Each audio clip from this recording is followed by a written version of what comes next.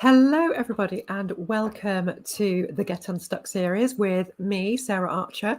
I am a career and leadership coach, and I work with female leaders to create the kind of career success that they want without selling out or burning out. And I'm going live here in the Get Unstuck series in my Facebook group, the Love What You Do Lounge, and also on LinkedIn. And I must apologise to people watching on LinkedIn because I made a mistake with the timing of this session and I advertised it as 10 o'clock instead of 12:15 for some bizarre reason. So if you were expecting me at 10, I'm really, really sorry that I wasn't there. But hopefully I will get in touch with everyone who'd signed up and I'll send you the link to watch it. So the Get Unstuck series, I started to give you some kind of bite-sized pieces of career information, motivation, inspiration that you can fit into your day to give you the opportunity to just think about some kind of career development, career advancement strategies to help you move the dial on your career. They're always short and practical, so around 15 minutes, and there's definitely things you can take away and put into place straight away, including today, especially today, where we are looking at doing a quarterly career review to get your career back on track or to keep it on track. So let's dive into the content today. And just to say, if you are watching live, you can just post any comments or questions or just say hello in the chat. That would be brilliant. And if you're watching it on replay, if you've got a question, then do just tag me in the comments and I will come back and answer it for you. So let's think about this spring career review, because this is something I do for myself in my business, and I also encourage my clients to do it as well, because it just helps you manage things intentionally and consciously, because otherwise things can just drift, can't they? I mean, we're already in March, which I can't believe. So we want to be proactive, and this will help you maintain that intentionality and that proactivity in your career. Because otherwise, if we don't, then we just kind of go onto autopilot, don't we? So we might have hopes and aspirations for our career. We might want a promotion or a new job, or to change sector or change career, or bring in kind of more challenge or stimulation or creativity into our role, or create more flexibility. But if we don't kind of move it forward, if we just have it on the horizon but without any kind of specific movement towards it, it's going to just take longer and longer to get there. But I do acknowledge that in a busy world with busy lives and busy jobs, it is hard to keep your eye on the ball around your career development and career advancement. It can just feel a bit like another job that you have to do, or another thing on your to-do list. And we don't want that to happen. So, it is challenging to find the time to focus on your career, particularly when you've got a really full-on job and full-on life. And if this resonates with you and you are watching live, then just pop that in the comments. Let me know that is something that you definitely kind of are struggling with, because what I want to say to you is that you can definitely find 5, 10, 15 minutes to do what I'm going to recommend you do on a quarterly basis, because we can all find that amount of time in our day at some point. And obviously, if you can then link it to where you want to be, that increases your motivation to find that time.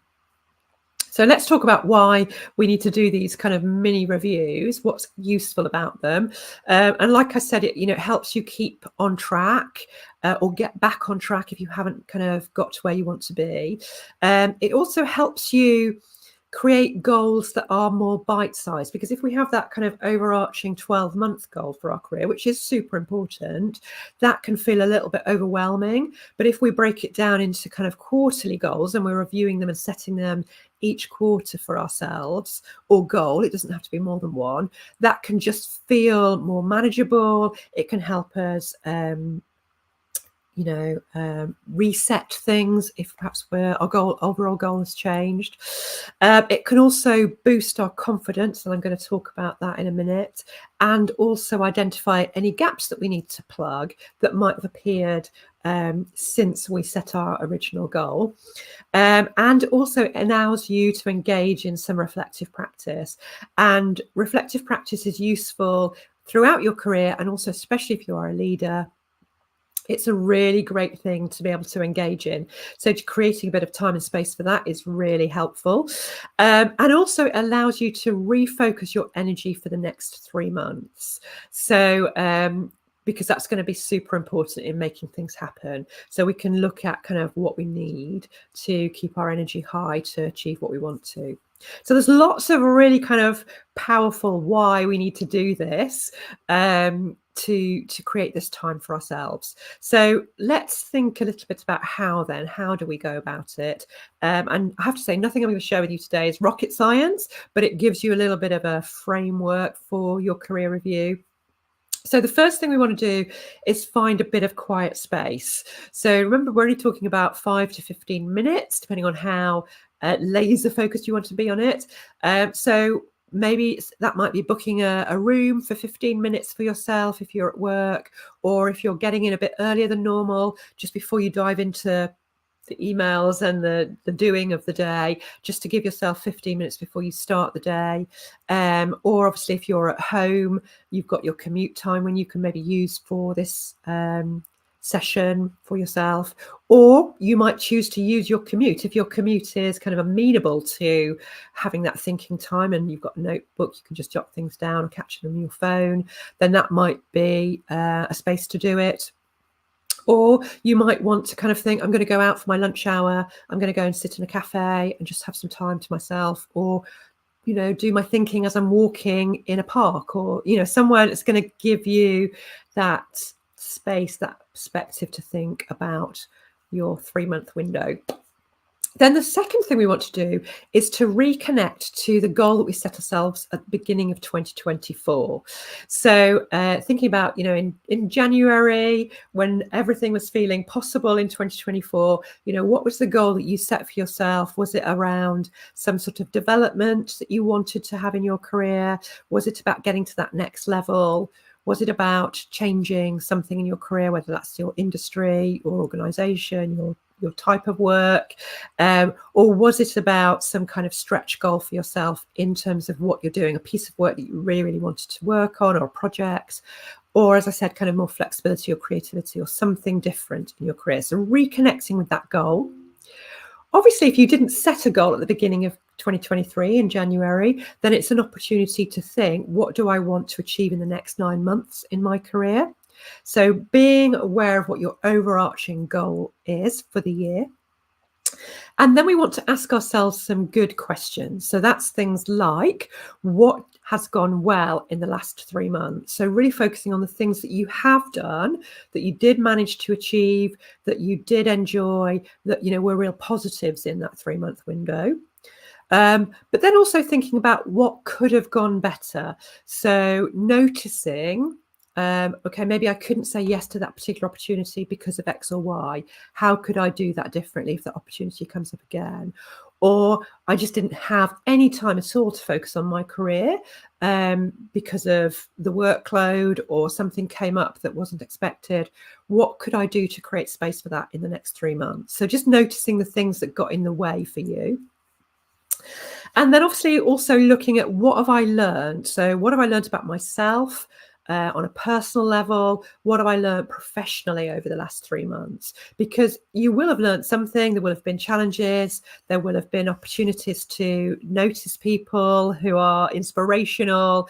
There will be the opportunity to have taken on possibly something you haven't done before. So thinking about what it is that you've learned. And then thinking about the who. So who have I enjoyed working with over that last 3-month period, and why? Because it's also always useful to notice the kind of why, because then you can think about how you can bring more of that into the next 3 months. So were there particular colleagues or clients or peers, or your, people above you, below you, that you really enjoyed working with? And what was it about them and their energy that you want to kind of engage more with in the next 3 months? And then the final kind of question in this mini review is, what still needs to happen? And obviously this is a really important question to be answering, because it's going to help you focus for the next 3 months. So what still needs to be in my plan for the next 3 months to move me closer to where I ultimately want to be. And this is also a chance to kind of refocus or rejig what we're going to pay attention to in this next 3 months, so the April to June 3 months, because it might be that things have shifted a bit for you. So really being clear about what still needs to happen in the next 3 months, which gives you then a bit of a plan for April to June. So then we also want to just think about how we can increase your motivation, because obviously motivation is really important at making our goals a reality. So I've got a few different ideas about how you could increase your motivation for the next 3 months. So the first thing would just be to check out your goal and make sure it's a towards goal rather than away from goal, because towards goals are much more motivating and away from goals can tend to push us into a knee-jerk reaction, which isn't always then the right solution to the problem. So towards goals obviously are things like, I want to be a head of communications in a fintech, managing a small team of 5 people in the next 6 to 9 months. So the more specific about our goal we can be, the better. So really kind of making sure your goal is specific and it's a towards goal, and you're excited about that towards goal as well. And obviously an away from goal is something like, I really hate my job, I just need to leave and get a new one, or my boss is making my life a nightmare, or the culture's changed and I just really want to have something different in my life. But obviously that could push us to taking a role then that isn't right for us because we just want to escape our current situation. So if you're noticing you've got an escape goal, sorry, it doesn't escape, an away from goal, then make sure you're changing it into a towards goal, because that will also increase your motivation.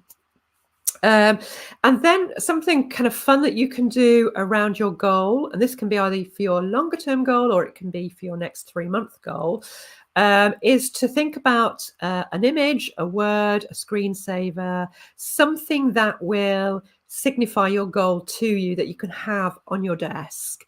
Or on your phone or somewhere that you can see regularly. Because if your goal is sitting in a drawer, in a notebook, it's going to be easy to forget it. So I had a client who she was a head of communications, and she was setting herself a kind of personal development goal, a leadership goal, in that she wanted to be more, resilient in her meetings with the board, with the senior leaders. She wanted to be able to be more challenging and to protect her team and her area, and be able to direct the communications from that senior team in a more effective way. And so her goal was about doing all of those things, and she chose to have an image which was of a historical figure, and she chose Boadicea. And so she wanted to take the kind of traits from Boadicea about being kind of a strong woman who had, I mean, you can do your own interpretation of Boadicea, but, had a clear vision and a clear pathway, and was able to fight, I guess, for what was important to her. And so she could then channel her inner Boadicea when she went into these meetings with the board. So, it's just noticing what is going to work for you that's going to really connect you to the goal that you have for the 3 months, or the overarching goal for the next 9 months. Then we also want to celebrate what you have done. So when you did your review, you noticed what had gone well. So really celebrating that, because it's important to celebrate what we have achieved, but also our brain needs 4 positives to balance out 1 negative. So it will help you to counteract those thoughts that might be about, yeah, but I haven't done this, or I've still got all of these things on my to-do list. So celebrating what you have done will give you a confidence boost. Which leads me on to my next thing, which is about your mindset, because motivation and mindset are as important as the specifics of your goal. So checking in on your mindset and noticing when you're thinking about your 3-month or your 9-month goal, what are the thoughts that are coming into your head? What are the kind of blocks or confidence issues that are presenting themselves, or, you know, if you're feeling anxious about it, what is that about? And then having strategies to manage those blocks is super important, so you're going into the 3 months or the 9 months with a positive mindset. Then thinking about your method to keep accountable. So booking in, obviously, these reviews every 3 months is one way of staying accountable, but also thinking about other ways that will help you stay accountable and make sure that you're on track for these career goals. So with one client that I'm working with at the moment, we have 15-minute weekly accountability sessions where we really focus on what she has set herself for the week and how she's got there and what she wants to set herself for the next week. And she has made so much progress in the last 3 months because she is really benefiting from having that specific accountability. So really just thinking about what it is that you need in order to stay on track. So let's just do a little kind of mini recap. So we've thought about why having these career reviews every quarter is super important. And we've talked about, you know, just giving yourself the gift of 15 minutes to do these reviews. We've talked through the how, so the kind of questions you need to ask yourself in the review. And we've also thought about how to boost your mindset and given you some ideas to think about that could keep your motivation, not your mindset, your motivation and your mindset high. So I hope that's inspired you to go off and book some time to do your mini career review. I'd love to know how you get on. So do let me know if you found it a helpful process and you're going to book it in for the next 3 months as well. And I do offer career breakthrough calls, free career breakthrough calls, if you think you need some help with moving your career forward this year to achieve your 2024 goal. So do message me if you think that would be something that would be useful for you. And next week, I'll be back next Wednesday. I'm going to be talking about how you cope and get more resilience if you're not getting the job offer. So if you're applying for your next level role and you're not getting those job offers, how do you bounce back and not let it affect your motivation and your confidence? So if that's something that you struggle with, or you know you're going to be going into a phase of job searching and you think you need to build that resilience, then join me next Wednesday at 12:15. Have a fantastic week, and I look forward to seeing you next Wednesday.